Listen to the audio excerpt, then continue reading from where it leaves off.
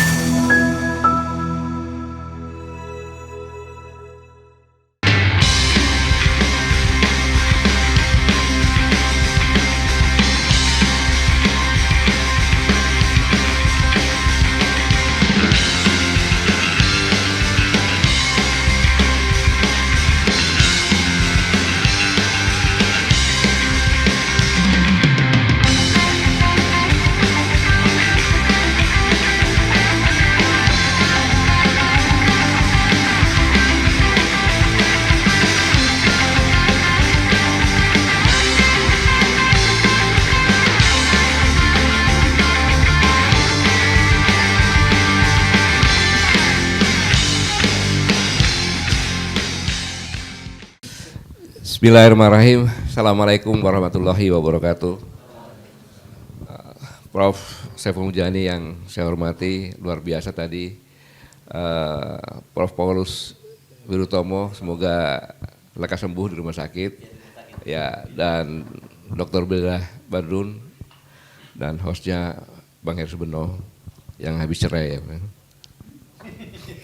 Dari saya menyimak ini satu hal yang sangat menyedihkan tentunya, Prof. Apa yang Prof sampaikan, bahwa kita sama-sama di sini tidak pro kepada dan kontra kepada kandidat. Itu saya tegaskan, saya tidak pro dan kontra kepada salah satu kandidat manapun juga. Tetapi kita akan melihat gambaran Indonesia saat ini yang sama-sama kita sama dengarkan. Bangsa ini dari yang ada disimpulkan bahwa kita ini lunak terhadap birokrasi, kepada politik dan sebagainya. Lunak dalam arti kata kasarannya lemah deh. Birokrasinya lemah, politiknya lemah, aparaturnya juga lemah. Dalam kondisi seperti ini, maka apa yang disampaikan terjadi hal-hal yang sangat luar biasa. Sampai 10% itu menguasai 90% ya. Hampir 70% ya, 10% menguasai itu. 10% menguasai 70%, kemudian yang 50% penduduk Indonesia ini hanya menguasai 5% aset. Gitu. Nah, kondisi seperti ini tentunya jangan berpikir tentang Gen Z dan milenial. Ya kan? Pertanyaannya adalah kira-kira apa yang diwariskan pada kami-kami yang sekarang ini terhadap Anda, generasi milenial, Gen Z, apa yang diwariskan? Apakah yang diwariskan polusi karena sumber daya alam dikeruk habis, tinggal lubang-lubang saja? Ya. Mungkin perlu diajarin peternak ikan gitu ya, kalau gitu ya, memanfaatkan ini. Kemudian tentunya juga ditinggali hutang. Ya. Tapi ada yang sangat menjadi perhatian kita semuanya. Sebenarnya semua ini terjadi karena fakta bahwa Presiden tidak mencegah Gibran tadi. Tidak mencegah. Artinya ia mengingat Gibran mencalonkan ya Presiden. Gitu. Nah, inilah sebenarnya penyebab dari semua yang ada menjadi keberpihakan. Semua sudah tersandera, partai sudah tersandera. Maka kalau kita bicara masalah, maaf Prof, mau bicara di DPR, saya pesimis itu. Gitu. Semuanya sudah tersandera, tetapi tersandera dalam arti yang enak, kan gitu. Contohnya kita ke rumah, gue harus pulang, ya ada makanan enak nih, akan tersandera. Akhirnya kita tunda tidak jadi pulang. Tersandaranya seperti itu kabarnya. Sehingga di tengah-tengah masyarakat saat ini terjadi kebobrokan politik. Nah, kebobrokan politik ini yang sangat mengerikan, sehingga seolah-olah kondisi ekonomi kita ini yang katanya laporannya baik-baik saja, tapi buktinya tadi banyak penurunan kelas, ya, dari kelas atas turun ke middle turun lagi ke bawah lagi, kemudian yang miskin bertambah banyak lagi. Dan ini dibuktikan dengan kondisi nyata. Sudah frustasi, ditekan kondisi ekonomi, kemiskinan bertambah, maka buktinya coba bandingkan. Kang Ubed tadi mengatakan tahun 2021, itu jumlah yang bunuh diri di Indonesia ada 600 orang. Tahun 2022 meningkat menjadi 900 orang. Hanya selisih 1 orang, ya, hanya selisih 1 tahun. Tapi 2023 jumlah yang bunuh diri ada 1.200. Itu yang terdata, tapi saya yakin ini adalah fenomena gunung es yang terdata hanya sedikit, tapi sebenarnya di bawah banyak. Nah, dalam kondisi seperti ini, yang disampaikan sama Prof. Mujadi tadi sangat luar biasa. Jika pemilu ini dilaksanakan dengan curang dan pasti curang, bagaimana kita bisa berharap negara ini mempunyai integritas, apalagi pemimpinnya? Karena pemimpin yang dipilih dengan cara tidak integritas akan melahirkan pemimpin yang tidak integritas.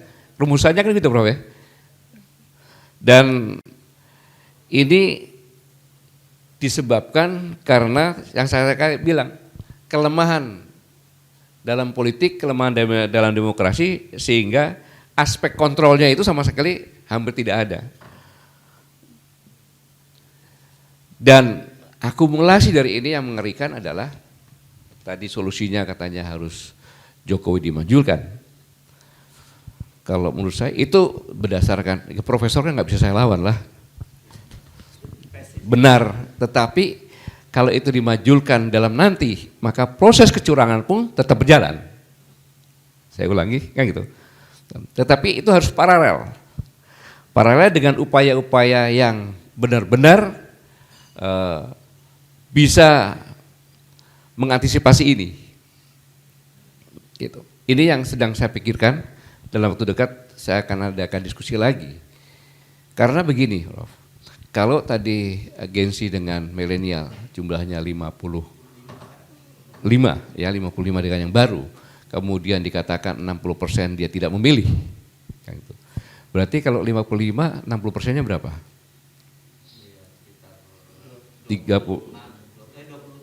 30-an dong. 27 itu bukan 60%, 50% kalau 55, oke. Iya, 27. Ya. Kalau pemenang pemilu nanti, taruhlah dia hanya memenangkan 55% saja, maka 45 ditambah 27 berarti 60 lebih persen. Iya. Artinya apa? Lebih banyak orang yang tidak setuju kepada pemenang, siapapun dia. Dan itu akan membuahkan keriuhan sepanjang pemimpin yang baru ini. Ini yang benar-benar harus kita antisipasi, karena generasi muda yang 20 jutaan ini kalau bergerak 20% ini dari jumlah penduduk kan, ini kan pemilihnya berapa sekarang ini? 205 juta. Berapa? 205 juta. Berarti kan 40 jutaan. Kayak apa itu? Kayak apa generasi muda yang masih punya semangat dengan kemarahan? inilah sebenarnya yang harus kita cari, karena dengan kondisi yang seperti ini akan terjadi ledakan sosial yang tidak bisa diatasi dan akan bermuara kepada disintegrasi bangsa. Dikaitkan dengan tadi Dr.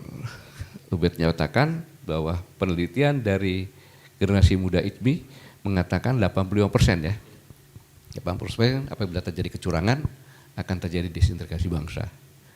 Saya pikir saya tidak sia-sia harus pulang cepat dari Solo ke sini, dapat pengetahuan dari Prof. Saiful Mujani yang luar biasa, Prof. Paulus, Bang Badil Badun, dan kemudian juga penggali semuanya bisa keluar semuanya, Bang Hersu. Ya, tapi ini merupakan PR bagi saya, akan saya diskusikan, karena bagaimana juga negara ini harus diselamatkan, agar kita semuanya bisa mewariskan kepada Gen Z sama milenial ini untuk depan. Kalau negara ini kacau balau, ya kan, Anda di sini hanya sebagai buruh. Saya bilang Anda sekali hanya sebagai buruh. Dan banyak pernyataan-pernyataan dari anak-anak saya, anak-anak yang lainnya lagi yang sekolah di luar negeri, dia tidak mau kembali. Ketika diajak kembali, hanya dia ngomong, kalau Bapak bisa menjamin saya berkarir secara profesional dan dihargai profesional saya akan kembali. Kenapa? Ya karena mereka melihat, percuma saya pulang, saya akan kalah dengan masuk jadi ketua partai hanya cukup 2 hari jadi ketua partai, punya uang, ya kan? Mau jadi wali kota, mau jadi apa, yang penting punya uang, anaknya raja, bisa. Ini yang membuat frustasi, dan seharusnya pemimpin-pemimpin kita tidak membuat situasi seperti ini, tapi situasi membuat generasi muda itu bersaing dengan profesional, dengan kemampuan yang ada, sehingga nanti yang memimpin benar-benar adalah generasi-generasi yang terpilih. Sekali lagi Prof, terima kasih, Dr. B, terima kasih, Bang Hersu. Ini yang bisa saya sampaikan. Saya berjanji, saya akan berusaha untuk mencari solusi-solusinya apapun juga, dan akan membuat para mahasiswa, generasi muda, kalau sedang melaksanakan kegiatan, ya sedang melaksanakan kegiatan, asal-asalnya diberhentikan, Anda punya hak bicara. Ya, apa tugasmu sini? Jadi kesimpulan saya dalam kondisi seperti ini, Prof, saya melihat ada pengkhianat-pengkhianat negara di negeri ini. Saya ulangi, ada pengkhianat-pengkhianat negara di negeri ini sehingga bisa seperti ini. Dan ini harus ditumpas habis. Terima kasih. Wassalamualaikum warahmatullahi wabarakatuh.